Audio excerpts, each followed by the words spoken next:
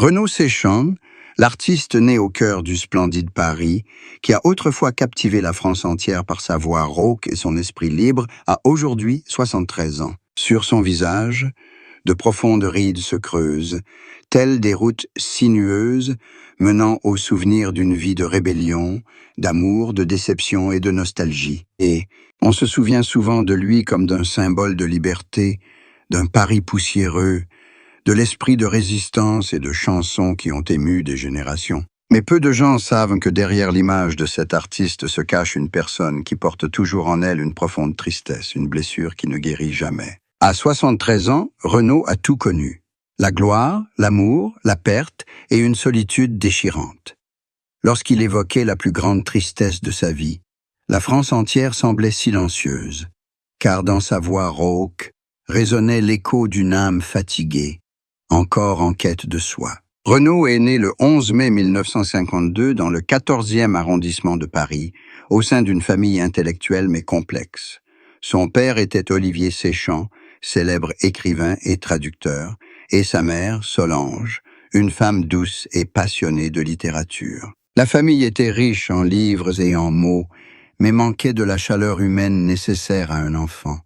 Le jeune Renaud grandit dans une atmosphère intellectuelle mais conflictuelle, témoin des disputes incessantes de ses parents et comprit vite que l'amour ne suffit pas toujours à unir les gens. Il passa son enfance à errer dans les rues de Paris, bercé par le bruit des klaxons, l'odeur de la cigarette et les histoires de la classe ouvrière dont il se sentait le plus proche.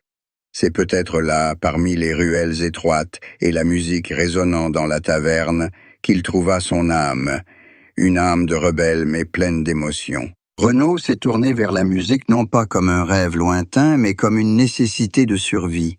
Il chantait pour parler, pour protester, pour apaiser sa propre douleur. Ses premières chansons étaient la voix d'une génération, franche, amère, parfois rauque, mais toujours sincère.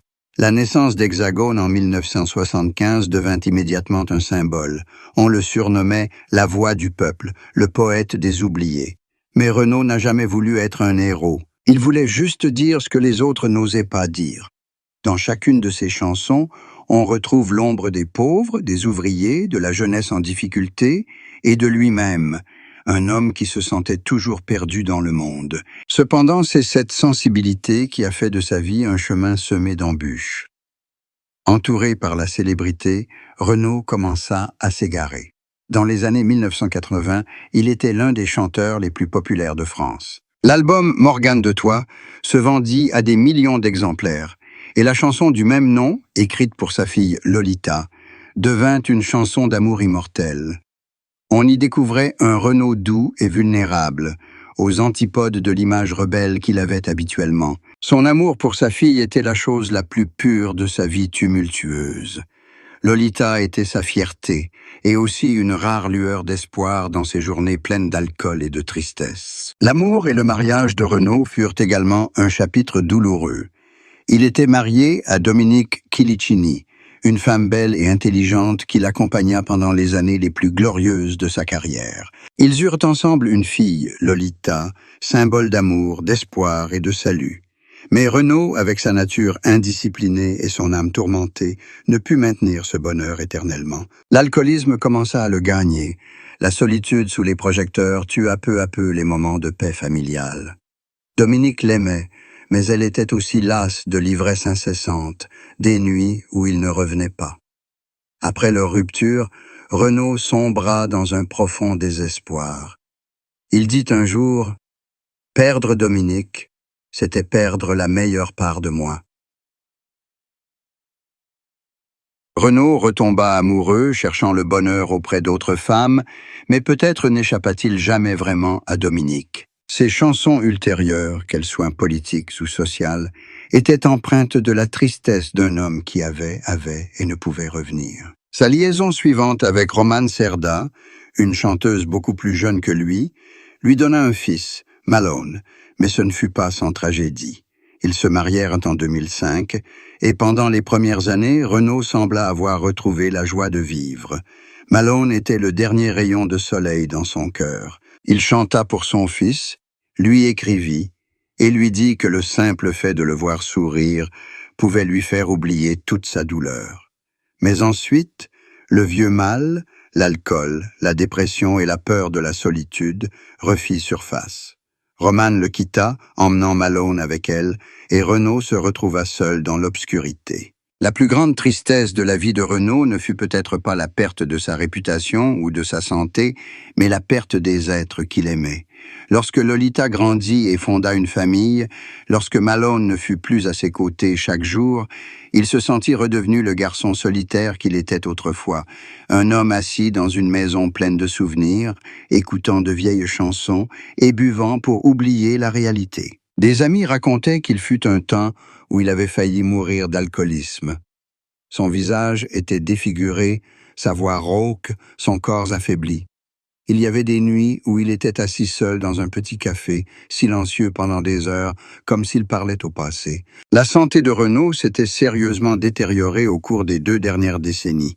Il avait tenté à plusieurs reprises d'arrêter de boire, sans succès à chaque fois. L'alcool était à la fois son ami et son ennemi.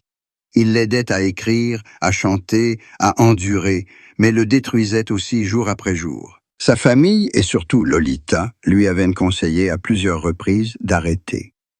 Elle avait dit un jour que son père était la personne la plus sensible au monde, mais aussi celle qui se faisait le plus de mal. Chaque fois qu'elle le voyait trembler sous l'effet de l'alcool, elle se sentait le cœur brisé, mais impuissante. Car Renaud ne savait pas vivre sans alcool. C'était sa façon d'affronter le monde, avec les pertes qu'il ne pouvait exprimer avec des mots. Mais c'est aussi durant ces années sombres que les gens ont vu Renaud fort, à sa manière. Il écrivait, chantait, montait encore sur scène, malgré sa voix tremblante et sa respiration irrégulière. L'album Toujours debout, sorti en 2016, en est la preuve. Dans la chanson du même nom, il chantait sur lui-même, un homme usé par le temps, mais toujours debout, fier. La France entière était émue de le voir revenir, car chacun savait que derrière chacune de ses paroles se cachait un combat intérieur acharné. Son ex-femme, Romane Cerda, malgré leur divorce, gardait un œil sur lui. Dans une interview, elle a déclaré que Renaud était un homme bon, mais faible, qui ne se pardonnait jamais ses erreurs passées. Elle a raconté qu'un jour, en regardant de vieilles photos, il avait fondu en larmes, car ses enfants et le passé lui manquaient. Il avait toujours de la tristesse dans les yeux, dit Romane, une tristesse que personne ne pouvait effacer, pas même moi. Aujourd'hui, affaibli par l'âge et la maladie, Renaud mène une vie plus tranquille. Il évite les fêtes et apparaît rarement en public. Il passe son temps à lire, à peindre et parfois à écrire quelques vers. Ses amis le disent plus serein, même s'il n'est pas encore pleinement heureux. Il sait que sa vie est pleine d'erreurs, mais aussi pleine d'amour. Et c'est peut-être ce qui le rend différent. Le bonheur pour Renaud est bien plus simple désormais. Ce sont les matins assis dans le jardin à écouter le chant des oiseaux, à boire un café sans alcool. C'est quand Lolita et Malone viennent lui rendre visite que toute la famille rit en écoutant de vieilles chansons ensemble. C'est quand il voit le jeune public chanter encore ses paroles, puiser encore de la force dans sa musique. Et c'est peut-être à ce moment-là qu'il comprend que, quelle que soit la tristesse de la vie, ce qu'il laisse derrière lui est la joie pour les autres. Et la joie pour les autres.